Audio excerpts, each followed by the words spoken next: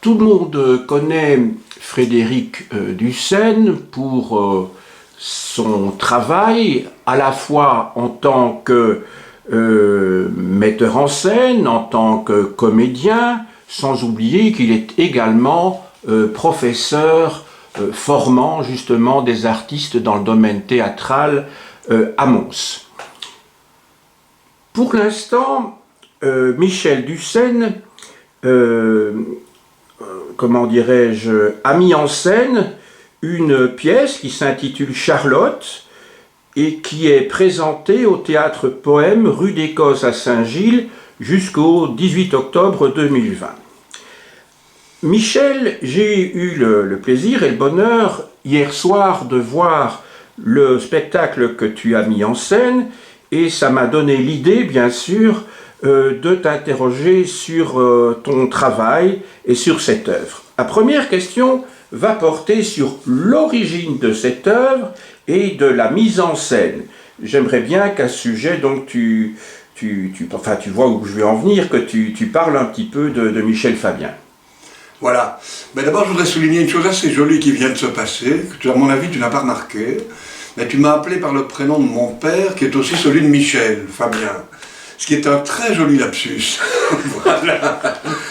Alors, je trouve ça bouleversant, parce qu'en fait, Michel est féminin, mon père était un homme, forcément, et la pièce parle beaucoup des ambivalences et des... Et c'est vrai que ça renvoie à mon enfance et à mon adolescence, parce que j'entendais tellement souvent parler de ton père à table dans la bouche de mon propre père, qu'effectivement, je ne sais pas pourquoi, c'est l'inconscient qui parle, et je crois qu'il va être beaucoup question d'ailleurs... C'était la même chose pour moi, pour le tien, bien entendu. Voilà, et je crois qu'il va être question d'inconscient, justement, dans le cadre de notre interview. Évidemment, voilà. Évidemment.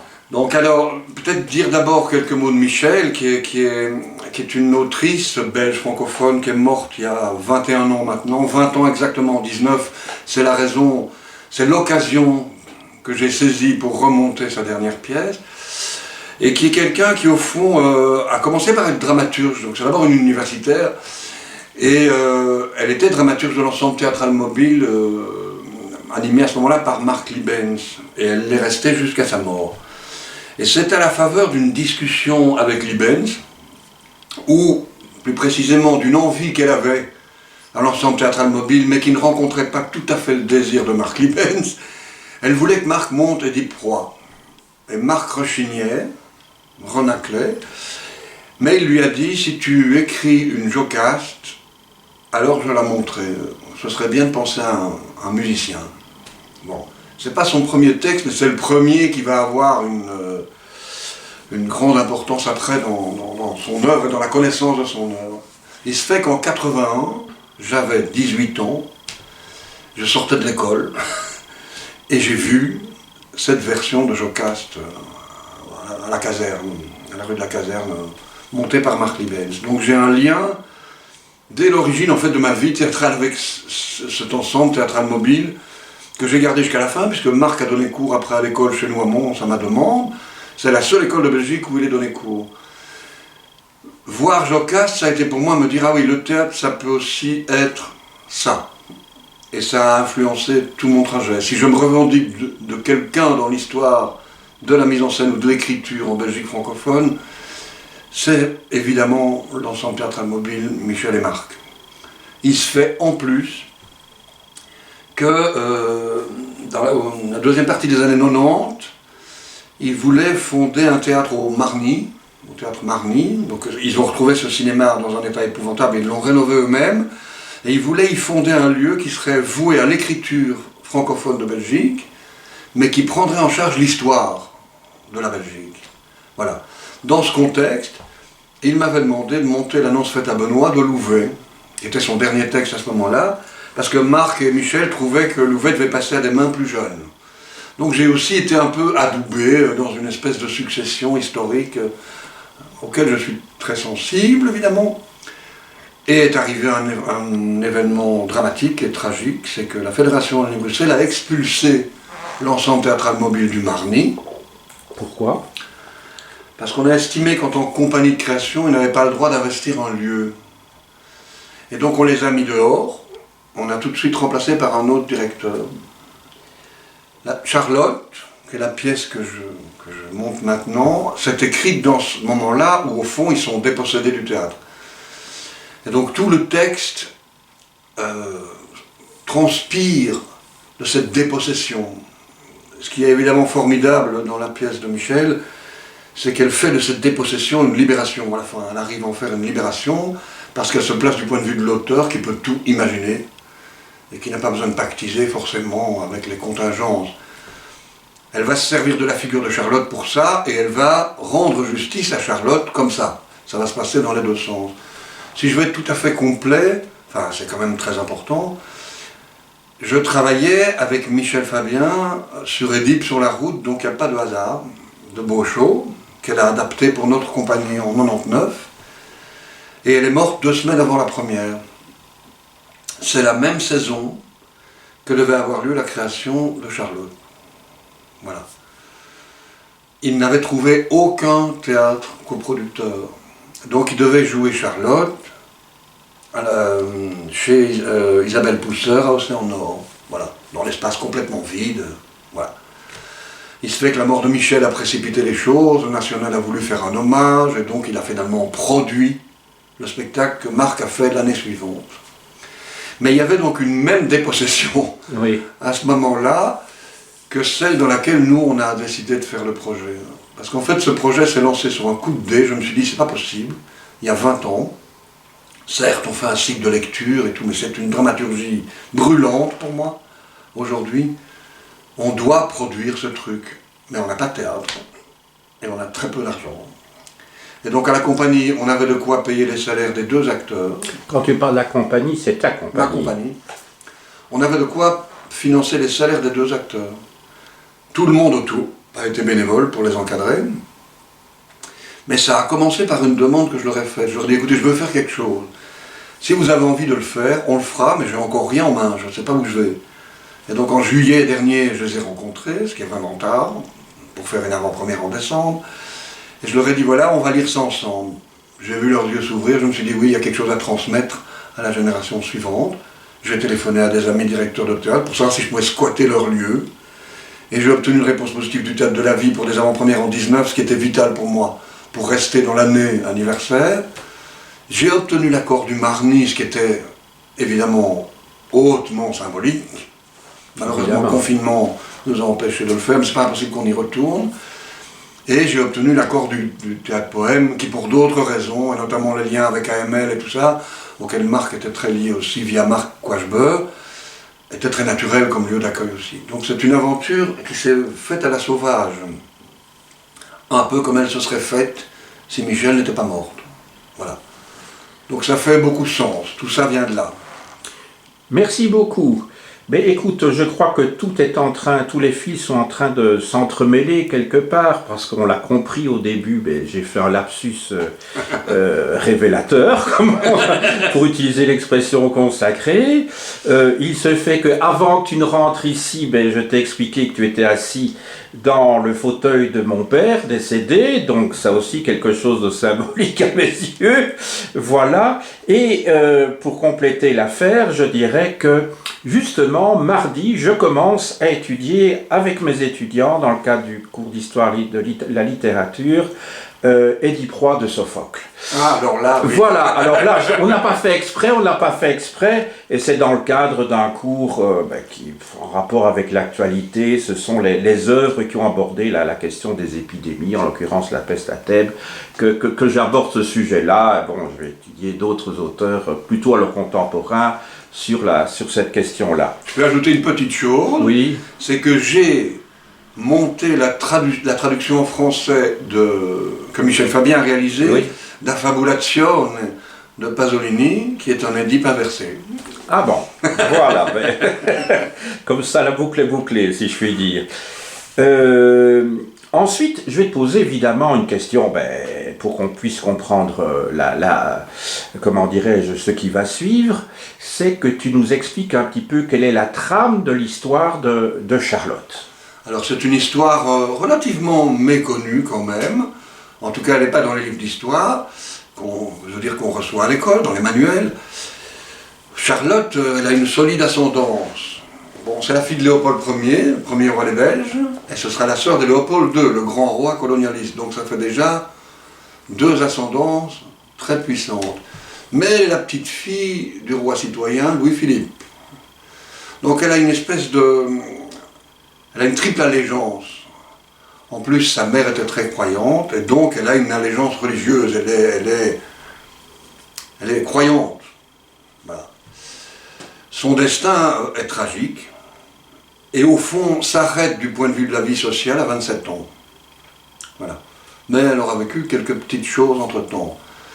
Parce que d'abord elle va épouser par amour, donc ça c'est évidemment très important, Maximilien, qui est le fils de François-Joseph, l'empereur d'Autriche, qui est le petit frère, le frère, il me semble, on est parti dans les familles. Oui, il n'y a rien de pire. C'est ce que j'allais dire, mais je me suis dit, je n'interviens pas, mais bon, je le sais, parce que je suis historien, mais je me suis dit, ça va. Mais c'était peut-être un lapsus de nouveau intéressant, c'est le petit frère. Oui, tout à fait. Donc c'est vraiment, il a été dans une position difficile pour ça, et quelque part instrumentalisé par son grand frère, qui a dans un premier temps, bon alors elle a épousé Maximilien, il faut quand même le dire, voilà. Il y a une chose qu'il faut dire juste avant, c'est qu'elle a perdu sa mère à 12 ans, donc elle s'est retrouvée seule avec son père, qui espérait un fils, mais qui néanmoins l'aimait beaucoup et a mis beaucoup d'espoir sur elle, donc l'a fait former très activement, c'était l'héritière en fait, mais elle n'était pas mal, voilà. Et donc elle épouse Maximilien, bien que ce ne soit peut-être pas le parti le plus intéressant pour la Belgique, parce que son père l'aimait, ce qui rend les choses très compliquées pour s'opposer, hein. Son père l'aimait. Et donc elle épouse Maximilien qu'elle aime, mais qui lui est hanté par le souvenir d'une femme morte, décédée. Donc c'est un malentendu déjà conjugal assez difficile. Voilà. Ils vont être désignés par François-Joseph pour devenir souverains de Lombardie, à une époque où les nationalismes sont en train d'exploser, notamment l'Italie évidemment. Et donc cette idée d'un souverain occupant n'a pas réjoui ni la population, ni surtout les cadres, la bourgeoisie et l'aristocratie locale. Donc ça a duré très peu de temps, et ils ont été très vite remis à leur place, ça s'est pas bien passé, mais pendant cette période, elle s'est éveillée à des considérations politiques, et notamment sociales. Elle voulait essayer d'améliorer la situation des gens, elle a fait beaucoup pour l'hygiène, elle a travaillé dans les écoles, enfin elle était vraiment très impliquée. Mais, sous coupe de François-Joseph, sous coupe inconsciente du père, la religion au-dessus, et ne parlons pas de Louis-Philippe. Donc, ce qui est intéressant aussi dans ce que tu dis, c'est parce que ça intervient à plusieurs reprises, je dirais, dans le délire de Charlotte, c'est qu'elle fait référence au château de Miramar, où ils ont été relégués, au fond, à partir du moment où c'était, comment dirais-je, François-Joseph a décidé de remettre la main, effectivement, voilà, sur le pouvoir à Milan, et que eux, ben voilà, ils se sont trouvés dépossédés du pouvoir, enfin, entre guillemets, puisqu'en fait, c'était un super gouverneur, il était vice-roi, voilà, c'est ça. Ils sont mis en vitrine, ils deviennent une image, voilà, bon. Et ils deviennent cette image à Miramar, de la même manière que leur couple, en fait, donne une image qui n'est pas extérieurement le reflet exact de la réalité qui est véritablement vécue. Après Miramar, après la Lombardie à Miramar, il va leur arriver une aventure complètement insensée, c'est-à-dire que Napoléon III, qui n'était pas une fourberie près, évidemment, lorgnait sur le Mexique pour essayer d'obtenir une puissance coloniale sur le continent américain pour s'opposer à l'Angleterre et aux États-Unis. Le Mexique semblait être une opportunité envisageable, il y avait des troubles, etc. Donc, ils ont magouillé un référendum pour faire admettre la présence d'un empereur, et on a proposé l'Empire à Maximilien, et forcément à Charlotte. C'était évidemment une intention stratégique de Napoléon III, il les a envoyés là-bas, et au départ, il les a soutenus militairement, pour qu'ils puissent petit à petit mettre en place cet empire. Là encore, Charlotte est très sensible aux questions des inégalités sociales, aux questions des différences de culture, de religion. Elle est très active, en fait, elle a d'ailleurs laissé une image relativement positive au Mexique, malgré la catastrophe finale sur laquelle je ne vais pas anticiper. Mais à un moment donné, il y a 1870, il y a la guerre contre la Prusse, et Napoléon rappelle ses troupes et les laisse littéralement mourir au Mexique. Et donc les rebelles prennent le pouvoir. Maximilien va être pas seulement assassiné, mais quasiment lynché. Enfin, ça va être assez épouvantable. On va l'embaumer maladroitement. Enfin, c'est pathétiquement catastrophique. Il se fait que juste avant que ça n'arrive, il avait envoyé sa femme en émissaire en Europe pour obtenir du soutien. Et donc elle essaye auprès de Napoléon III, elle essaye auprès du pape pour influencer Napoléon III, mais personne ne répond, bien évidemment. Ils ont d'autres chats à fouetter, donc ils les lâchent épouvantablement. Et à ce moment-là, bon, c'est les mots qu'on emploie, elle devient folle. Est-ce que je peux faire une petite pause ici, parce qu'elle devient folle, c'est quand même un élément important, puisque c'est... Oui, parce qu'après... Évidemment, c'est une autre séquence, hein. Il y a la partie saine, entre guillemets, mais on sait que dans la folie, il peut y avoir plus de lucidité parfois que dans la banalité de la vie. Hein. Donc, voilà. Donc, c'est bien sûr la tête voilà. de Michel, oui. Simplement, je voudrais dire ici que c'est quand même, tu as parlé de son ascendance tout à l'heure, mais alors le comble, c'est qu'elle va demander de l'aide à celui qui est quand même un usurpateur de son grand-père, parce que Napoléon III, donc on reste dans les usurpations ici, donc dans un thème édipien, si je puis dire, qui prend la place de son père, hein, auprès de sa mère. Donc ici, on est elle demande de l'aide à, c'est quand même invraisemblable, hein, quelqu'un qui est considéré comme pour les royalistes comme un roturier en fait. Hein. Et alors ce que je trouvais intéressant, puisqu'on s'intéressait aussi un petit peu, comment dirais-je, aux noms eux-mêmes et au lapsus, puisqu'on était dans le domaine de l'inconscient, c'est que Maximilien, c'est un oxymore, puisque c'est un diminutif hein, en latin de Maximus, qui veut dire le plus grand, donc ça veut dire le petit du plus grand. Oui, donc c'est intéressant parce que le plus grand, on peut imaginer que c'est son père, son frère, l'absolu c'est son frère aîné, le Maximus, et lui Maximilianus, c'est-à-dire un petit Maxime.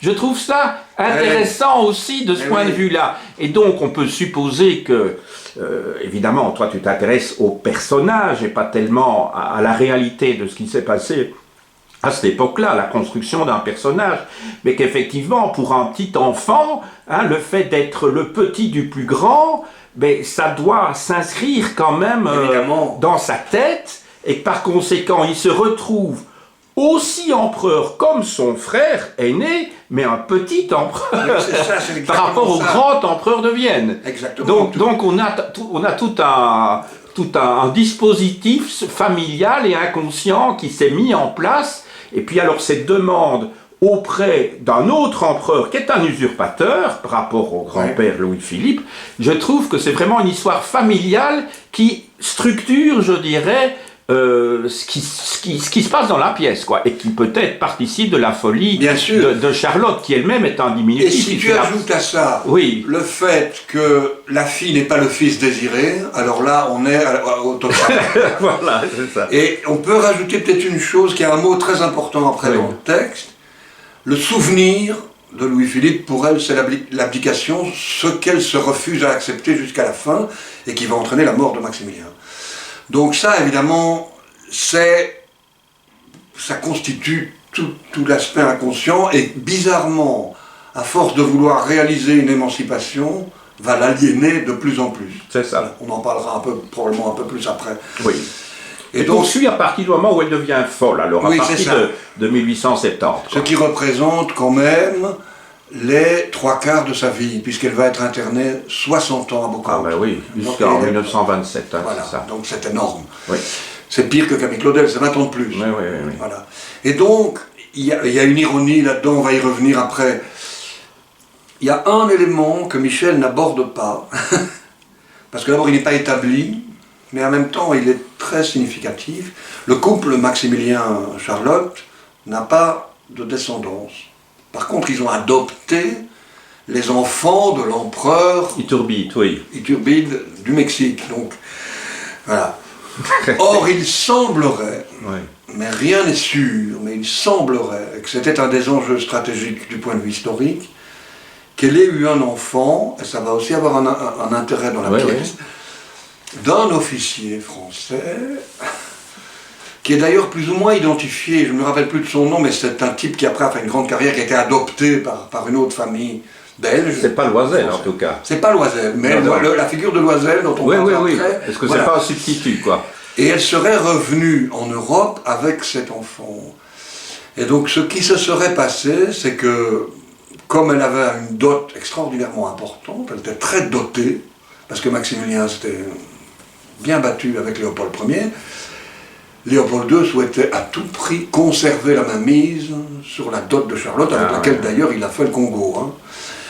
Ce qui est tout à fait intéressant du point de vue de l'aventure mexicaine de Charlotte. Je parle du colonialisme, de l'impérialisme, ces choses-là. C'est terriblement.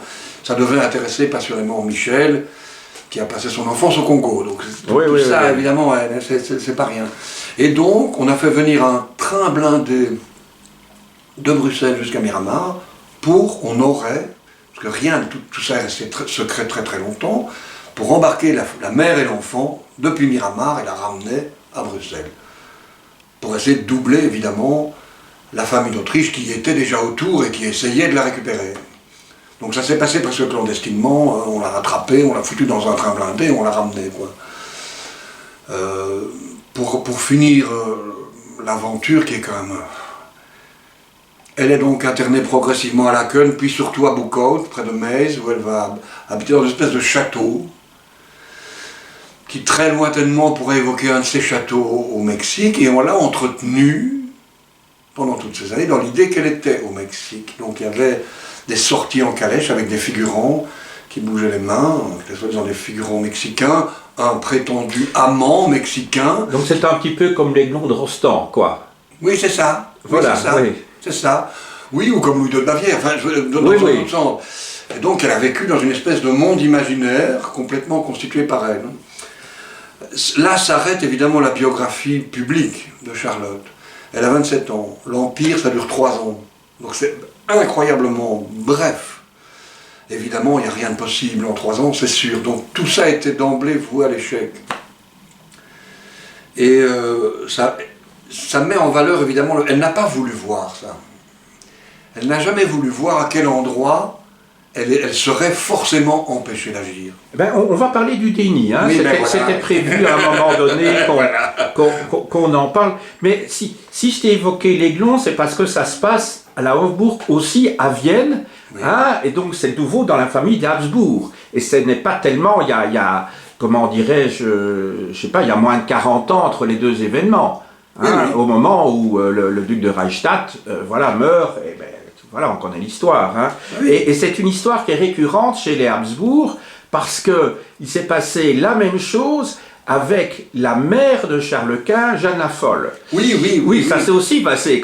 Donc c'est intéressant, qui a été internée pendant un nombre d'années incroyable, puisqu'elle n'est décédée que 3 ans avant Charles Quint.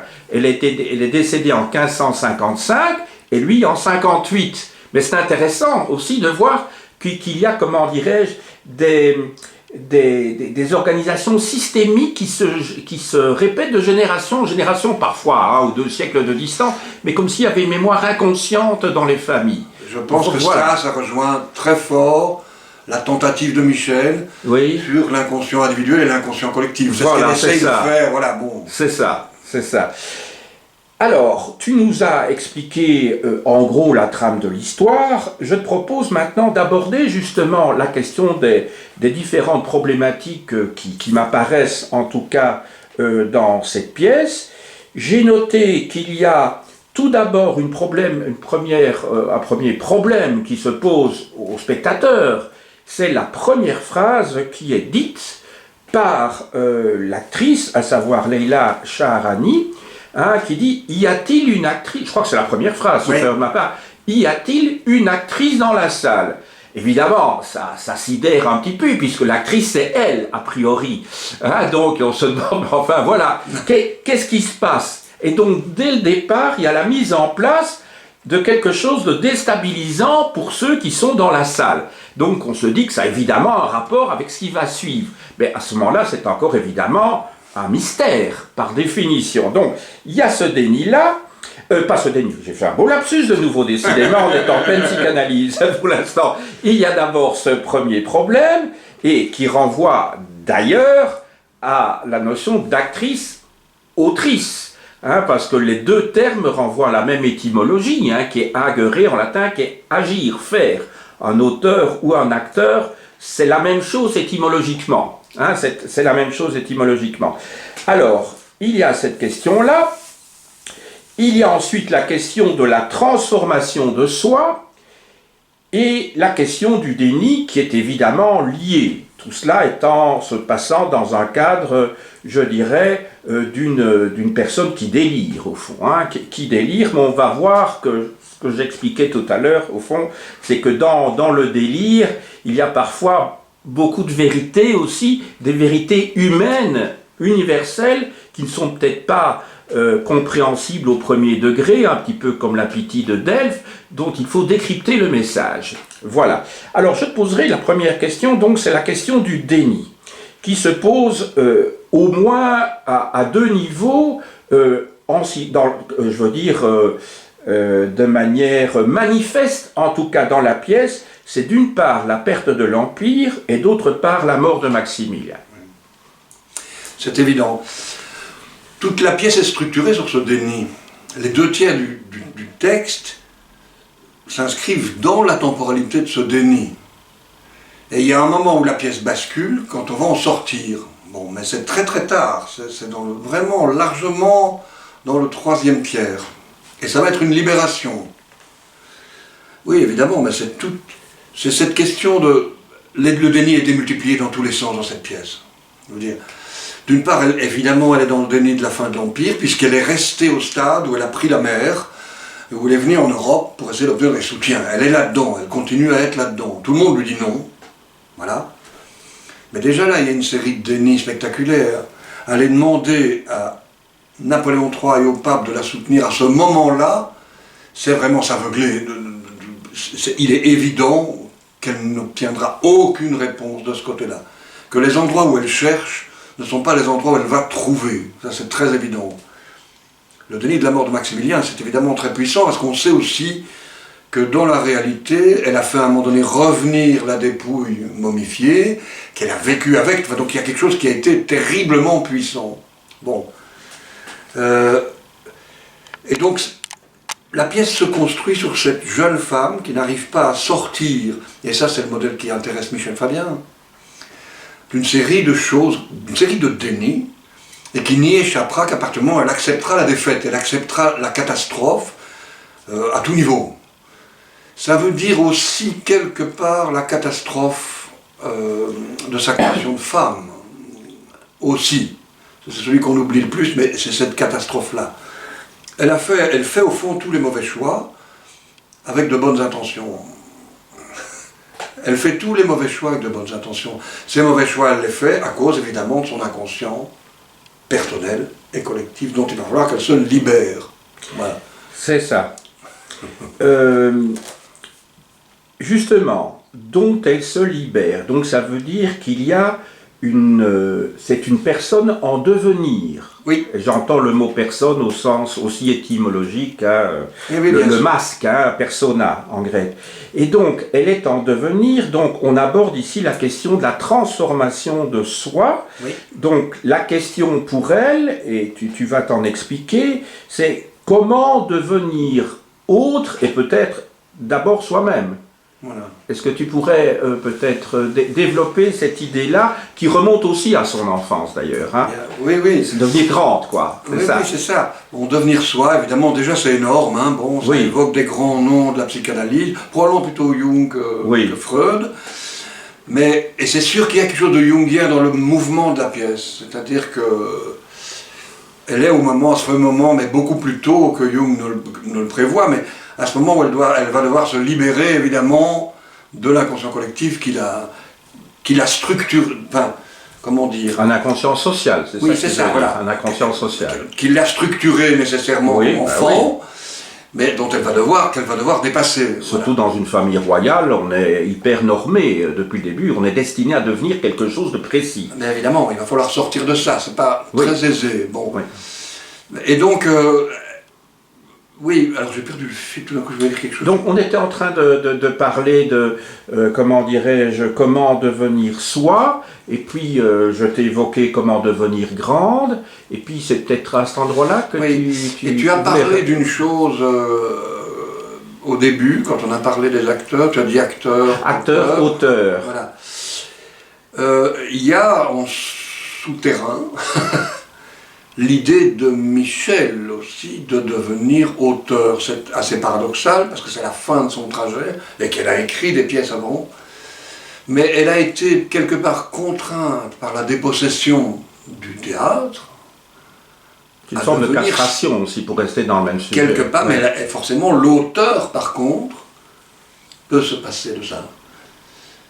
Donc il y a, je crois, analogie chez Michel de la dépossession devant laquelle Charlotte se retrouve au moment où elle a tout perdu et où elle doit accepter la chute de l'Empire et la fin de Maximilien, où elle bascule dans la folie, mais ce qui devient pour Michel une espèce d'analogie de l'imaginaire, de l'auteur. Oui, c'est ça. Et donc ça se passe à cet endroit-là. Donc on peut, même si on n'a pas de théâtre, même si on n'a pas d'actrice. Par contre, dans le devenir soi, l'actrice devient indispensable parce qu'elle est un reflet. Et donc dans la pièce, elle se dédouble. Il y a Charlotte 1, Charlotte 2, qui est jouée par un garçon chez nous, mais qui est un dédoublement de Charlotte. C'est ça. Ce que tu disais tout à l'heure du trouble de la première phrase, qui est de dire « y a-t-il une actrice dans la salle ?» Aucun spectateur ne peut douter du fait qu'il y a une actrice dans la salle, mais c'est elle qui en doute. Oui, c'est ça. Et donc c'est aussi une analogie du chemin qui se passe entre l'acteur et le rôle. Voilà, et donc on parle de folie, on parle d'imagination, on parle de cet endroit-là, quoi. J'ai toujours dit aux acteurs, bon, c'est deux jeunes acteurs qui aussi ont décidé de défendre ce personnage historique, c'est aussi ça. C'est ça. Ce spectacle. Et donc, toutes les ambivalences que Michel met en place effectivement, dès la première phrase, et dès le premier échange de répliques, puisqu'elle fait l'analogie entre la perte de l'Empire et la perte du théâtre, donc c'est très clair, tout de suite, c'est très clair. Quelque part, si le rôle était clairvoyant, elle comprendrait à la 4e phrase que tout est perdu. Oui, c'est ça. Mais elle refuse. Et donc démarre à ce moment-là ce mouvement du Denis dont on a parlé, qui va être une... Pour devenir elle, il faudra qu'elle renonce au pouvoir et qu'elle accepte de se retrouver dans l'imaginaire, c'est-à-dire pour Michel au niveau du contre-pouvoir. C'est ça, c'est ça. Et là, tu faisais référence à Jung plutôt qu'à Freud, mais on peut même dire que tu vas, je ne sais pas si c'est conscient ou inconscient, vers Lacan où il y a le réel, le symbolique et l'imaginaire. Et donc c'est le symbolique qui se trouve entre le réel et l'imaginaire, si je puis dire, et là on est en plein dedans. Elle était lacanienne, évidemment. Michel. Ah, voilà, ce que j'ignorais. Non, évidemment, il n'y a pas de hasard, c'est sûr que non. C'est sûr que le symbolique est son obsession, d'où son travail sur le mythique. C'est ça. Qui est continuellement présent, d'où son refus du réalisme, d'où son besoin de littérature au théâtre. Oui. Donc tout ça est lié, voilà, c'est ça. Lacan, sur le plan stylistique, c'est Mallarmé, quoi. Donc, on n'arrête pas de glisser soi-disant sur les lapsus, mais en fait ce nom... Ah mais non, mais Ferenczi, qui était un grand disciple de Freud, faisait énormément de lapsus, et Freud avait dit que de faire des lapsus, c'était une preuve de bonne santé mentale. Ça veut dire que c'était une forme d'expression de l'inconscient. Donc tous les deux ici, apparemment, nous portons bien de ce point de vue-là. Apparemment. Donc c'est tout à fait positif. Évidemment, c'est plus gênant pour un acteur à un moment donné de faire un lapsus, parce que s'il n'en a pas... Enfin bon, de toute façon, c'est difficile peut-être à rattraper un lapsus. Je ne sais pas comment ça se passe dans ces cas-là. J'ai vu qu'à un moment donné, elle a dit un mot plutôt qu'un autre. C'était sans doute son inconscient qui parlait. Peu importe. Michel, je voulais juste dire, a très bien formulé son rapport à l'acteur dans une phrase très courte. Elle dit « Ce n'est pas le sens qu'on cherche quand on est acteur, mais le trou du désir où l'auteur s'est perdu. » Ah oui. Oui, oui, tout à fait. Et pour ça, elle a besoin d'un corps. Ah oui, oui, mais la phrase est excellente, hein, Voilà. oui, l'expression, tout à fait. Alors, pour revenir à cette idée de transformation qui suppose une action, quelle qu'elle soit, action qui n'est pas une action physique, mais une action mentale, une action sur soi, en l'occurrence, et là encore, je crois que les Grecs avaient très bien compris, parce que j'ai fait référence à l'étymologie latine de agere, faire, mais déjà en grec, le poète, Oui. poiein, c'est évidemment. celui qui fabrique, Oui. c'est celui qui fait, Évidemment. et à la fois c'est celui qui est un auteur et c'est celui qui est un acteur de la vie, enfin je veux dire qu'il fait quelque chose, le poète. Et donc je trouve que c'est très intéressant quand on remonte dans les racines des mots, de retrouver peut-être le sens, ou en tout cas un sens, et une parenté qu'il peut y avoir entre deux fonctions qui sont différentes, apparemment en tout cas celle d'auteur et d'acteur, alors que dans le chef de ceux qui finalement ont inventé la tragédie, c'est-à-dire les Grecs, hein, finalement ces deux mots ces deux idées finalement sont très proches. Oui. Finalement, c'est intéressant, je trouve. Hein. Ah oui. C'est intéressant. Alors donc, il est question de transformation de soi, mais alors je ne sais plus si c'est dans la pièce, mais en tout cas toi, je sais qu'à la fin du petit commentaire que tu fais sur le petit dépliant que l'on reçoit, tu termines en caractère gras en disant pour transformer le monde, il faut se transformer soi. C'est Voilà. dans le texte. C'est dans le texte. Il me semblait bien, mais comme je n'étais plus tout à fait sûr, je voulais avoir la confirmation. Oui, c'est bien sûr dans le texte. Je supposais, d'autant plus que c'est entre guillemets, donc pour moi ça me semblait évident, mais je ne me souviens plus de l'endroit. La phrase exacte, c'est pour transformer le monde, il faut se transformer soi-même. C'est ça, voilà. Évidemment, quand on entend ça, bon, moi, directement, on fait des associations, hein, quitte à ne pas entendre les deux phrases qui suivent de la part des acteurs, mais non, parce qu'on travaille. Je veux dire qu'un spectateur travaille, hein. Enfin, pour moi, voilà, il n'est pas passif, il travaille pendant, parce que c'est le rôle premier, je dirais, du théâtre. On peut trouver différentes explications, mais enfin, c'est la catharsis, c'est-à-dire qu'on vit quelque chose et puis ça fait ressortir des choses. En tout cas, moi, c'est comme ça, je ne sais pas si c'est comme ça pour beaucoup de gens, mais en tout cas, ça a un effet, je dirais, comment dirais-je, libérateur, le théâtre. Y compris pour ceux qui sont dans la salle. Et alors moi, ce qui m'est venu les deux associations que j'ai fait tout de suite à l'esprit, évidemment c'est lié à des auteurs que j'ai beaucoup lus, en particulier je pense à la fameuse 10e thèse de Feuerbach de Marx, hein, qui dit « Jusqu'à présent les philosophes ont pensé le monde, maintenant il s'agit de le transformer ». C'est la première chose qui m'est venue à l'esprit. Et la deuxième qui m'est venue à l'esprit, c'est évidemment l'échange entre Tancrède et le prince de Salina dans le Guépard de Lampedusa. Hein. Il faut que tout change pour que rien ne change. C'est les deux associations que j'ai fait à ce moment-là. Et au fond, cette phrase que l'on entend, alors ça vient de Charlotte ou de Maximilien, à ce moment-là, c'est Charlotte II qui le dit. Ah, c'est Charlotte II qui le dit. Mais évidemment, c'est un dédoublement. Hein, voilà, c'est un dédoublement, donc c'est dans le miroir que ça se passe. C'est dans le miroir que ça se passe. Et alors, je me suis dit, ben oui, au fond, l'intervention de Charlotte II, donc, c'est un préalable à ce que, d'une part, à l'aliénation dont il est question chez Marx, comme entend Feuerbach, et d'autre part, de ce que dit Tancrède, le neveu, à son oncle, le prince de Salina, qui sont en fait, qui partent donc de deux aliénations. Il y a aliénation, donc les philosophes se trompent, et d'autre part, on va faire comme si, on va changer tout le décor pour que les rapports de classe soient toujours les mêmes qu'avant. C'est ça. Et alors, ici, ça m'intéresse, parce que comme Charlotte, elle s'est intéressée, je dirais, au sort du peuple, hein, dans un contexte où rien ne pouvait être changé véritablement, et d'ailleurs Charlotte II lui répète plusieurs fois, oui, mais tu sais, le vote a été truqué, c'est la bourgeoisie qui en fait le soutien, c'est le haut clergé, et c'est pas du tout le petit peuple qui, au fond, lui, est derrière Juarez. Hein, et c'est ça, c'est l'appel à la raison. Et alors, moi c'est tout ce qui m'a quand j'ai entendu cette phrase-là, tout de suite, ben, j'ai fait des associations. Alors, voilà, donc c'est un travail sur soi-même au moment où on écoute le texte. Hein, voilà, alors chacun perçoit... Mais écoute, il y a quelque chose quand même qui est très très clair, c'est que l'écriture de Michel Fabien naît de la découverte d'Einar Müller.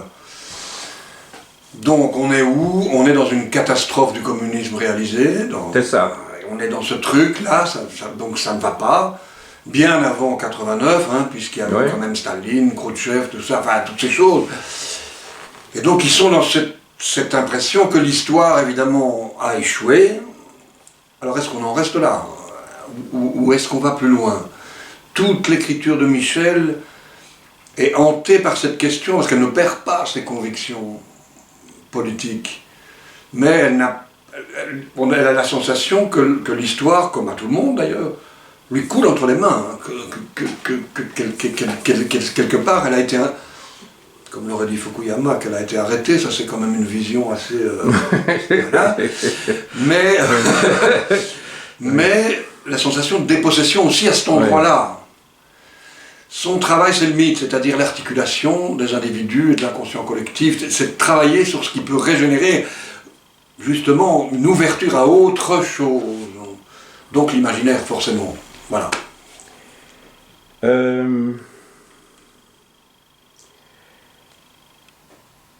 Alors, on a déjà abordé un certain nombre de sujets. Maintenant, j'arrive à ce qui était ton travail à toi. Tu as beaucoup parlé en lui rendant hommage à Michel Fabien. Maintenant, toi, tu interviens puisque dans la présence, enfin sur le, comment dirais-je, sur l'affiche, il est question donc de deux co-metteurs en scène, hein, Michel Fabien et toi-même. Voilà. Donc, tu reconnais, comment dirais-je, la priorité, la primauté à Michel Fabien, mais toi, tu interviens, tu es un acteur dans ce processus. Alors, quel a été ton travail à toi et comment as-tu pensé, je dirais, la mise en scène, le jeu des acteurs à tout point de vue les différents aspects de leur jeu. Donc, il faut peut-être rappeler que Charlotte est jouée par Leila Shaharani et que Charlotte II, Charlotte II, donc Charlotte. Maximilien, mais Charlotte et tous les autres. Et tous les autres, parce qu'il est la voix, effectivement. La domestique. Oui, c'est voilà, tous les interlocuteurs imaginaires de Charlotte. Voilà. Et il est peut-être même un petit peu le chœur grec, hein, qui est, oui, un petit peu d'une certaine manière, qui est le, comment dirais-je, qui chante la litanie d'une certaine, de la réalité, alors que le personnage qui est sur scène est parfois dans sa folie, quoi. Elle est aussi, oui, c'est ça. C'est ça. Elle est aussi l'épreuve de vérité du miroir. Voilà, c'est ça. Voilà. C'est ça. Et donc, voilà, quelle a été ta patte? Comment as-tu mis ta patte dans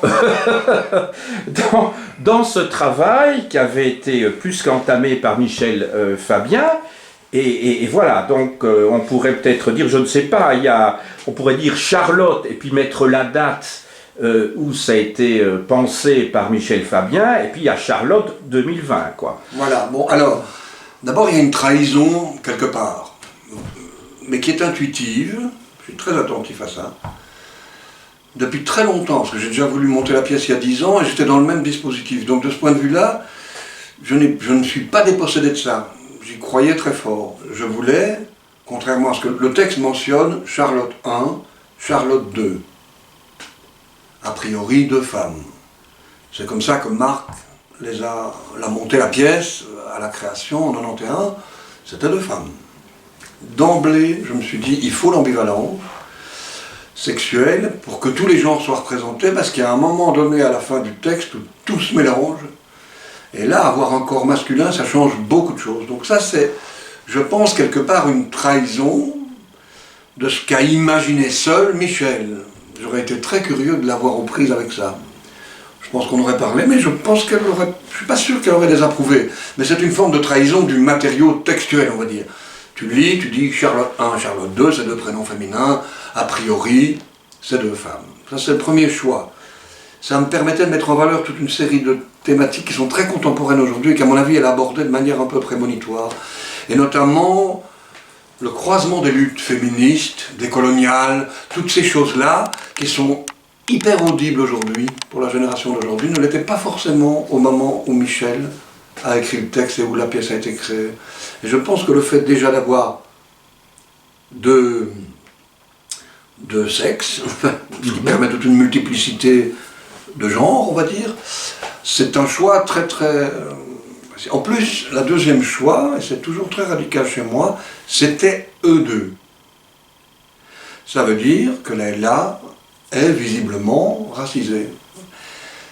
Et c'était eux deux. Alors évidemment, je sais pourquoi, mais ce n'est pas une intention, parce qu'il y a de multiples... C'est d'abord parce que c'est la bonne comédienne pour faire ça, parce qu'elle a la bonne colère. Voilà. Mais au-delà de ça, évidemment, son visage plus foncé que celui de son partenaire permet d'évoquer notamment ce peuple mexicain, notamment tous ces peuples coloniaux. Dans le texte, des références y sont. Ça non plus, je ne pense pas que Michel, au moment où elle écrit, l'imagine. La troisième chose, mais ça je pense qu'elle l'aurait imaginé, mais que quelque part elle a été trahie par l'institution, un peu. Au moment de la création par Marc, le National récupère Michel, alors qu'avant, de son vivant, il ne lui avait pas proposé la coproduction. Donc j'ai voulu garder le dépouillement, j'ai voulu garder la perte, l'absence d'institution, l'absence de théâtre, J'ai voulu travailler à la sauvage, en disant, voilà, ça vient d'une conviction très profonde pour moi, c'est qu'aujourd'hui, le théâtre dramatique, qui implique la littérature, n'est pas sur le devant de la scène dans la grande institution. Et donc, c'est un choix qui me rapproche d'elle, mais qui m'éloigne de la première version du texte. Voilà. Donc j'avais dit, il y aura 2 acteurs, 2 micros, et c'est tout. C'est ça. J'ai fait une concession sur la boule à facettes, mais c'est tout. Qui me permettait de justement faire glisser petit à petit l'espace vers l'imaginaire et vers cette victoire finale, qui a une forme de naïveté. Hein. Donc ça, c'est... Je pense que là, à cet endroit-là, moi, j'ai fait les choix que peut-être Michel n'a pas pu imaginer au moment strict de l'écriture, mais j'ai la sensation quand même que ces choix rejoignent, comment dire, la matière écrite. Et donc, s'il y a tension, c'est entre les personnes du metteur en scène et de l'auteur, mais je pense qu'elle souhaitait ça. Et qu'avec Marie Benz, elle était servie. Donc je ne crois pas qu'elle aurait été complètement dépaysée. Mais c'est vrai que ça, ce sont des choix personnels. Très très personnels. Bon. On pourrait dire qu'il y a plusieurs possibilités qu'offre cette pièce, parce que où est-on? Elle dit, y a-t-il une actrice en salle, mais qui parle? Ça, c'est d'abord l'espace. Mais il y a le temps aussi. À quel moment de l'histoire? Tout à fait. Parce qu'à la fin, on est en 27. Oui. À la fin, il y a d'ailleurs une chronologie en 5 minutes, enfin, ou 5 minutes, j'ai pas calculé, où tout s'accélère jusqu'en 1927, quoi, où ce sont des étapes liées à sa folie, au fond, hein, à l'évolution. Et à partir du moment où Charlotte II dit « Nous sommes l'auteur, pas l'acteur », alors là, on est en 2020. C'est ça, tout à fait. Donc la question des temps, évidemment... oui. Et donc je crois que de ce point de vue-là, c'est aussi un choix que j'ai fait, c'est de privilégier le présent. Et donc j'ai dit, c'est vous, donc Alexandre et Leïla, qui prenez en charge non seulement le personnage historique de Charlotte, en le défendant, mais le texte de Michel, mais la mise en scène que je propose aujourd'hui. Donc il y a une dimension presque performative au moment même du texte. Je crois que ça a influencé évidemment mes choix au niveau esthétique. Ils pourraient s'asseoir dans la salle et regarder le spectacle. Ils sont habillés comme nous, ils sont manifestement de notre siècle, Ils ont retrouvé cette vieille brochure quelque part, je ne sais pas où. C'est moi évidemment qui l'aurais filé, mais bon. Mais il y a quelque chose de l'ordre de, on part, comme on en avait parlé dans le long entretien qu'on avait eu, d'aujourd'hui. Et les différentes couches du palimpseste historique ne sont intéressantes que parce qu'on les met en jeu performativement aujourd'hui. Ça aussi, je pense que c'est un choix qui est vraiment le mien, parce que si on regarde la mise en scène de Marc, les références à l'histoire sont là, même si c'est là que je suis probablement son fils spirituel. Jamais il ne serait capable de mettre en scène une pièce historique, et moi non plus.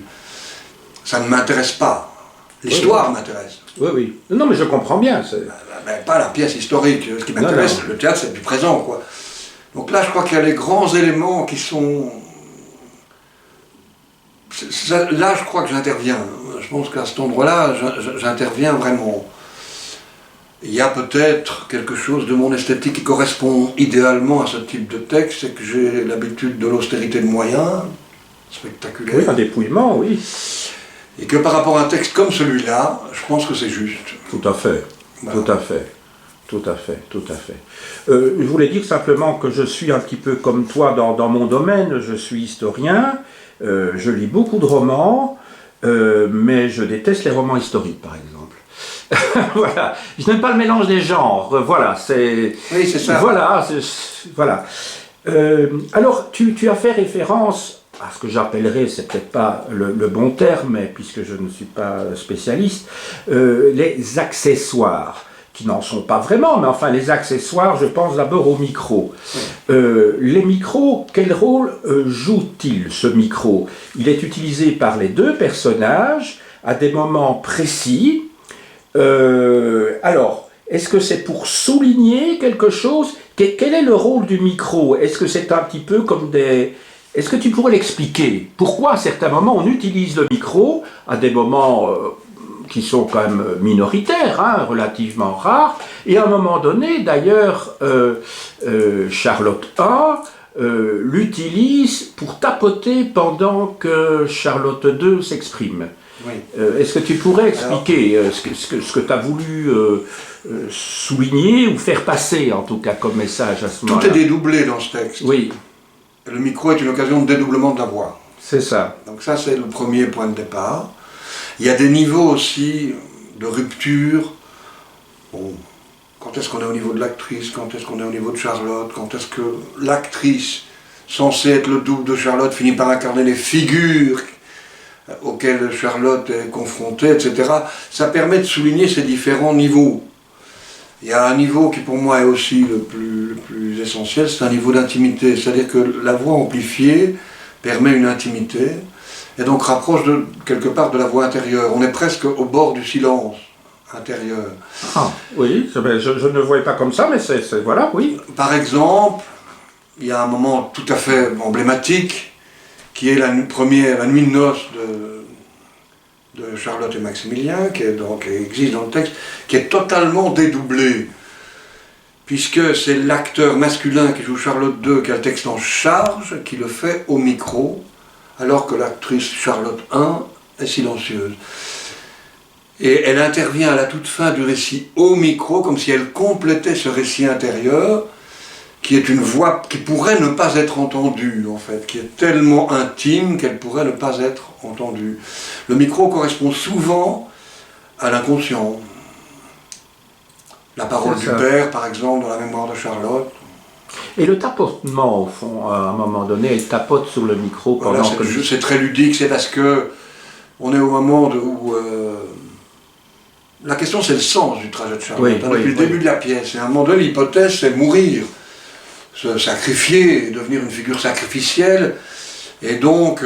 c'est quoi? C'est une soupape de sûreté? À un moment donné, on soulève le couvercle d'une marmite qui est en train de bouillir un peu trop pour respirer, ou c'est autre chose? Le micro? Oui. Non, le tapotement sur le micro, venant de Charlotte I. Ça accompagne la montée de la victime sacrificielle qui est imaginée par Michel sur la pyramide aztèque. C'est ça, d'accord. Ça correspond aussi bien à des battements de cœur, que ça pourrait correspondre au tambour dont il parle après, qui s'amplifie. Oui, voilà, le tambour, oui. Donc c'est une ce nouveau, c'est des choses plus mystérieuses, plus inconscientes. Voilà. Oui, oui. C'est ça. C'est la même chose, la voix du Père derrière. Père, tu nous as enseigné notre... C'est la même chose du point de vue de le sentiment qu'on peut avoir d'être l'étranger ou l'autre. C'est aussi ça qui passe au micro. Vous êtes l'autre, vous avez traversé la mer. C'est très inconscient, mais elle vient de l'autre monde. Ce qu'elle ne réalise pas, puisqu'elle appartient au premier. C'est ça, c'est ça. Et donc, c'est des choses pourtant qu'elle vit. Donc, très souvent, le micro est lié à... Mais je ne voudrais pas faire le malin, parce que comme dit mon ami Philippe Josette, acteur, Oui. qui fait le malin, tombe dans le ravin. Oui. Mais il y a certainement des choses très intuitives aussi. Je me suis dit, tiens, là, il faudrait... Mais il y a beaucoup d'endroits où, effectivement, c'est une voix plus intérieure que le micro favorise, dans la mesure où la voix peut devenir très, très intime. Il n'y a plus besoin d'aucune projection. Et donc la voix, par exemple, le souvenir de la voix de la grand-mère qui avertit sur la catastrophe qui va venir au Mexique avant qu'ils ne partent, et qui dit ils vont tous mourir, ben, dans le texte, Michel ne facilite pas la tâche au metteur en scène, hein, parce que Charlotte II dit crie, ils vont tous mourir. Donc ça veut dire qu'il y a une objectivation, enfin, il y a un souvenir, il y a un rapport à la mémoire, à la mémoire consciente et inconsciente. Donc le micro permet de dédoubler ça et de démultiplier l'articulation continuelle entre réel, fiction, imaginaire, construction symbolique. Enfin, tous ces éléments-là, on change de niveau vocal. Voilà, c'était assez vital. Et puis, bon, le tout départ, c'est quand même l'idée du théâtre de parole, quoi. Lié à Pasolini, quoi. C'est la parole qui compte. C'est ça. Voilà. C'est ça. Alors, comme autre accessoire, qui ne sont plus, sauf erreur, sauf erreur de ma part, utilisés dans la pièce, ce sont les chaises sur lesquelles ils sont assis tout au début, et par la suite, sauf erreur de ma part, ils ne s'assoient plus dessus. Quelle est la fonction de ces chaises qui sont là tout au début? Ça veut dire que on est en attente du spectacle. Qu'est-ce qui se passe? Alors, Pourquoi sont-ils ce que tu dis. assis? Je me pose la question. C'est intéressant ce que tu dis, parce que tu dis, il ne s'asseye plus dessus, pourtant il s'y asseye, mais tu l'oublies. Oui, oui. Voilà, parce que c'est le moment où ils sont en position d'écoute, et donc où ils rejoignent quelque part presque la salle. Oui, mais dos au spectateur. Oui, donc comme eux, oui. comme eux face à l'espace. Ah oui, ils sont dans le même sens, on est bien d'accord. Voilà, ce qui veut dire qu'il y a un espace dédoublé aussi. Oui. Ça ramène à ce que je disais tout à l'heure, quand je leur ai dit, pour qu'ils puissent imaginer les choses, c'est aussi deux acteurs qui rêvent, donc ils sont en train d'improviser cette chose dans une salle vide. C'est ça, c'est ça. Donc c'est deux gestes qui deviennent vides, c'est leur salle vide qui est évidemment pleine et qui va s'ouvrir. Donc tout le spectacle, au départ, le travail sur le regard est recentré vers l'arrière, ou quand il est face, il n'est jamais adressé directement au spectateur. Petit à petit, en accompagnant le mouvement d'émancipation de Charlotte, le rapport plus direct avec le spectateur va s'ouvrir aussi, donc ils vont découvrir qu'ils ne sont pas seuls en fait. Voilà. D'accord, c'est ça. Donc on passe d'un premier niveau où ils sont dans une espèce de salle de répétition imaginaire. Ils disent, hein, il n'y a pas de rideau rouge, il n'y a pas de loge, donc ils sont dans un autre espace que nous.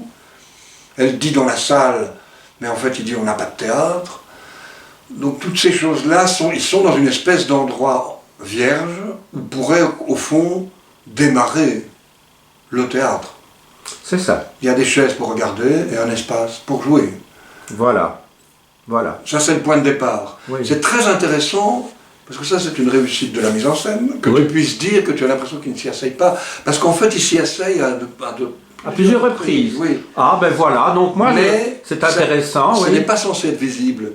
Ah, c'est censé permettre, comment dire, le positionnement du spectateur équivalent à celui du miroir de l'autre acteur. C'est ça, c'est ça. Et donc dans ces moments, allez, très nombreux, ben c'est quand même, ils s'asseyent. Hein. À la fin, plus du tout, parce qu'ils sont en rapport direct avec les gens. Voilà. À la fin, cet espace-là n'existe plus. Oui. Mais quand même très tard, hein, jusqu'à l'abandon de... Le fait que les lettres sont sans réponse, Alexandre va encore s'asseoir là, juste avant de dire le mythe. C'est à partir du moment où il dit le mythe qu'il n'utilise plus jamais les chaises. Oui. Ben, ça veut dire sans doute, je suppose, que en ce qui me concerne, ben, j'étais tellement pris par le texte que les gestes, peut-être, en tout cas certains gestes, je les occultais, je ne sais pas ce qui s'est passé. Mais il y a forcément une disparition. C'est le travail aussi inconscient du spectateur, quoi. Évidemment. Il y a des choses qu'on occulte, on est parfois dans le déni, des choses qu'on n'entend même plus. On se dit à un moment donné, mais depuis 1 minute, ils parlent et je n'entends pas, je n'ai pas entendu ce qu'ils ont dit. Alors qu'en fait, on est dans la pensée qui était la pensée qu'on a, qui était une réaction à quelque chose qui nous a frappé avant, on continue à réfléchir, on associe à ça, et puis pendant 30 secondes, on n'écoute plus. Mais ça, c'est le travail du spectateur. C'est l'intention entre entendre et écouter. Voilà, oui, c'est ça. Et donc on écoute activement, de temps en temps on entend et revient plus tard, on écoute ce qu'on a entendu mais pas écouté. C'est exactement, voilà. Et c'est évident qu'un acteur qui s'assied dos au public comme un premier rang, disparaît forcément. Mais oui, bien sûr. Évidemment qu'il disparaît. Il disparaît pas vraiment parce qu'on a fait en sorte qu'il soit à vue. Oui. Mais il disparaît symboliquement parce qu'il regarde le plateau comme le spectateur. Bien sûr. Alors un troisième accessoire que je n'ai découvert que sans doute vers le milieu de la pièce, c'est cette boule à multifacettes qui éclaire, si je puis dire, le plateau, la scène. Et est-ce que, parce que ce qui apparaît, ce sont tous des petits points lumineux sur l'écran arrière, qui est noir donc, et je me suis dit, mais est-ce qu'au fond ça représente une place comme ça de Charlotte perdue dans l'univers, parce que ça fait penser à des étoiles, bien sûr, dans la nuit. Et puis je l'ai observé, cette boule, à partir du moment où elle s'est mise à tourner. Alors je ne sais pas si c'était dû au courant d'air qu'il y avait peut-être à un moment donné dans ça, parce qu'il suffit d'un mouvement, c'est comme l'effet papillon, pour qu'elle se mette à tourner, et puis par la suite elle n'a plus tourné. Mais à un moment donné, elle tournait beaucoup. Alors je ne sais pas si c'est actionné par, comment dirais-je, quelqu'un, enfin un technicien, ou si elle s'est mise à tourner toute seule, parce que j'ai essayé de trouver du sens. Pourquoi elle tournait à ce moment-là, et puis pourquoi pour le reste elle ne tourne plus du tout. Bon, de nouveau, ce sont des voilà, parce qu'on voyage quand on regarde une pièce de théâtre. À certains moments, c'est un sens, c'est les yeux qui ont été captés. Et alors je me suis dit, mais bon, ça a un rapport avec... elle est perdue dans l'univers, quoi, voilà. Mais je ne sais pas, quelles étaient tes intentions La nuit, les étoiles, l'imaginaire, le continent noir. C'est ça, voilà, d'accord. Elle ne tourne pas à n'importe quel moment, et c'est bien la régie. Parce que je me suis dit, il y a peut-être eu un petit coup de vent. Elle tourne au moment précis où Michel rend sensible l'internement de Charlotte, c'est-à-dire l'endroit où elle est prisonnière physiquement. Oui. Donc l'endroit où il va la retenir, où elle va essayer de se débattre. C'est ça. Et qu'on peut pas. C'est là, et c'est parce que c'est à ce moment-là, évidemment, qu'on va passer à cette phrase essentielle du texte, où elle va démarrer sa libération, où elle va dire la folie est la dernière ville interdite. Là, la boule s'arrête de tourner. Et là, elle se rend compte que peut-être il y a une piste là. Alors c'est une lucidité subliminale, puisqu'on incarne une folle. Oui. Mais il y a quelque chose qui là est, au sens où Artaud a pu le dire par exemple, une hyperconscience aussi. Et elle dit la souffrance c'est pas utile, il faut pas avoir mal, c'est pas juste.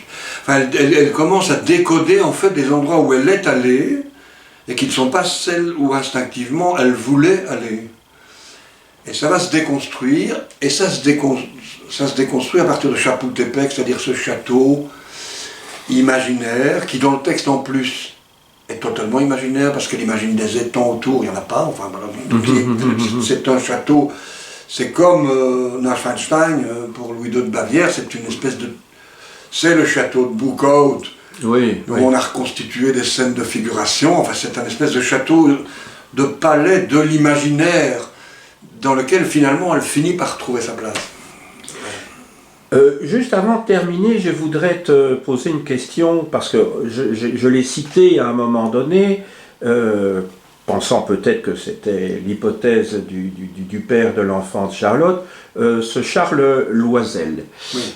Qui porte comme prénom Charles, elle s'appelle Charlotte, hein, donc j'imagine qu'il y a, enfin bon, hein, voilà, on peut imaginer des liens, en tout cas inconscients, qui apparaît comme le sauveur de la dernière chance, et puis à un moment donné, ben voilà, c'est Charlotte II qui lui dit, ben, ma vieille, si je puis dire. Elle devient presque lui, oui. Oui, c'est ça, c'est ça. Est-ce que tu pourrais expliquer pourquoi il intervient à ce moment-là? Parce que c'est quoi? C'est vraiment le sauveur de la dernière chance par rapport à la, comment dirais-je, par rapport à son moi, son moi imaginaire, qui fait que, voilà, avant que ce soit un château de cartes qui ne s'écroule complètement, quoi. Je ne sais pas, c'est... Alors c'est très concret, hein, parce que l'écriture de Charlotte est directement liée à la publication par Laurence Raniperzén de la correspondance secrète de Charlotte de Belgique, que Michel a lue. C'est à partir de là qu'elle a trouvé le fil, et qu'elle a décidé d'écrire la pièce.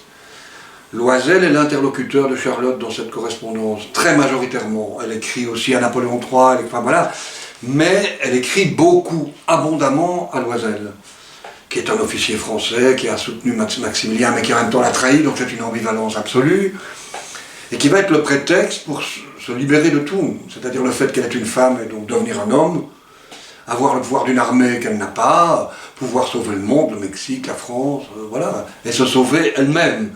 Donc Loisel est au fond une occasion. C'est l'occasion de l'écriture du texte pour Michel, parce que je pense qu'elle n'aurait pas écrit la pièce si elle n'avait pas lu les lettres. Et ces lettres sont déchirantes. On y apprend notamment pendant des mois. Charlotte de Belgique se mettait en costume de voyage, avec son chapeau, et qu'elle allait se mettre devant les grilles de Boucotte, certaine que le type allait arriver pour la libérer. Et en fait, elle va se libérer elle-même quand elle va admettre l'idée qu'il ne viendra pas, qu'elle peut se débrouiller sans lui, qu'il suffit qu'on lui donne les grades de soldat, d'officier, le sexe, le genre, enfin le pouvoir, et elle peut le faire. Et donc elle acquiert cette libération dans l'imaginaire. Elle devient Loisel, au fond. Celui qui devrait la libérer à l'extérieur, finalement elle devient Loisel. C'est une occasion pour Michel d'avancer très fort sur les questions de genre. Elle dit des choses là complètement extraordinaires, mais que quelque part Charlotte anticipe parce qu'elle le dit. Je suis vous. C'est dans les lettres, je suis vous, je suis un homme, mais d'ailleurs je peux faire ce que je veux, donnez-moi votre arme, votre grade. Donc il y a cette espèce d'émancipation par l'imaginaire qui arrive chez Charlotte par la folie, par le délire, quoi. C'est ça, c'est ça. Elle a survécu quand même, et ces lettres durent quelques mois. Après quoi elle s'apaise en fait, et elle vit la fin de sa vie pendant presque plus de 55 ans. Dans une espèce de... voilà, elle est dans ce monde-là, libérée au fond des tensions avec le réel. Donc c'est ce que tu parlais de Lacan, évidemment, mais bon... Ah oui, oui. Voilà. Mais oui, parce que ce jeu de réel, symbolique, imaginaire, et même ici, dans ce que tu viens de dire, au fond, Loisel, ça devient le mât du navire auquel elle tient, donc une sorte de phallus imaginaire qui lui permet comment dirais-je, de tenir, quoi, quelque part. Et puis, bon, voilà, il y a cette évolution qui fait qu'elle n'a plus besoin de Loisel. Elle est, bon, ayant introjeté, si je puis dire, en elle-même Loisel, elle est devenue Loisel, donc elle est un homme, elle va se sauver elle-même, quoi. Voilà, c'est ça. Voilà. Ça se conclut, évidemment, par ce moment assez puissant et très drôle, où Charlotte II dit je suis Dieu. Alors l'autre regarde, attends... voilà, c'est ça. Enfin, je suis le mot. Oui, voilà. Voilà. Et tout est dit. Voilà.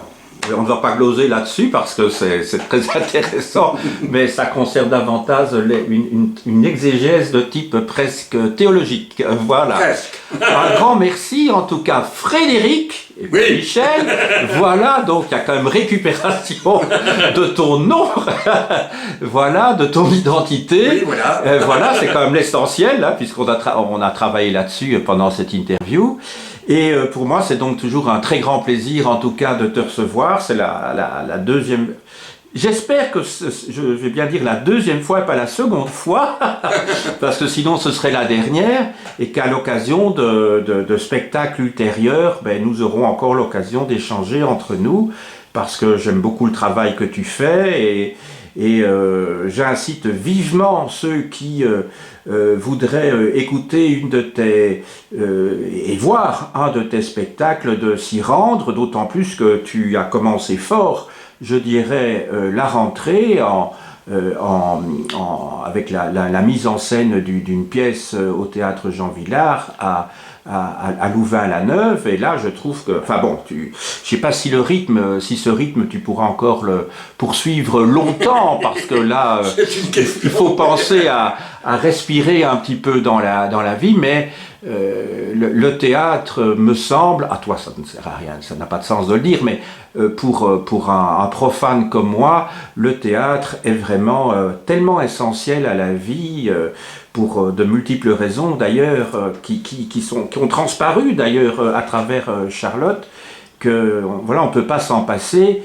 Et je voudrais dire aussi à ceux qui nous écoutent combien ton combat se fait également sur le terrain politique. Donc tu n'es pas seulement un auteur, mais un acteur, parce que j'ai l'occasion de lire régulièrement, en tout cas, tes billets concernant la politique en matière artistique, dans cette période qui est quand même particulièrement dramatique maintenant, période d'épidémie, mais qui s'inscrit dans un cycle, si je puis dire. Si c'était un cycle, ce serait peut-être positif, parce qu'on pourrait retourner au point de départ.